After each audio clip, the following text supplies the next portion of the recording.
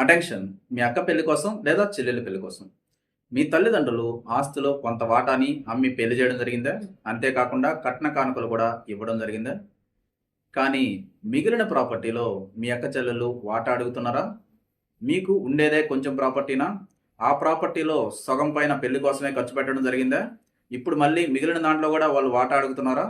మీరు ఆ ప్రాపర్టీలో వాటా ఇవ్వకూడదు అనుకుంటే మీరు ఆ ప్రాపర్టీని మీ మీద గిఫ్ట్ డీడ్ అన్న రిజిస్ట్రేషన్ చేయించుకోవాలి, లేదా మీరు మీ ఫేవర్గా విల్లు అయినా రాయించుకొని ఆ విల్లుని రిజిస్ట్రేషన్ చేయించుకోవాలి. నేను చెప్పేది కొంచెం ప్రాపర్టీ ఉన్నప్పుడు మాత్రమే. అంటే ఫర్ ఎగ్జాంపుల్ తీసుకుందాం, మీకుండేది 2 ఎకరాలు అనుకుందాం.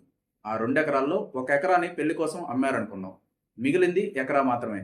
ఆ ఎకరాలో మీరు భాగం ఇవ్వకుండా ఉండడానికి మాత్రమే.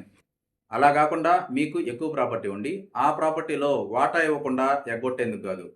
ఫర్ ఎగ్జాంపుల్ మీకు ఒక 10 ఎకరాలు ఉందనుకుందాం. పెళ్లి కోసం ఎకరా అమ్మారు, ఒక అరెకరా కట్నం కానుకలు ఇచ్చారు. మిగిలిన ప్రాపర్టీలో వాటా ఇవ్వాల్సిందే. ఆ ప్రాపర్టీ యాన్సెస్ట్రల్ ప్రాపర్టీ అయితే మీరు వాటా ఇచ్చి తీరాల్సిందే.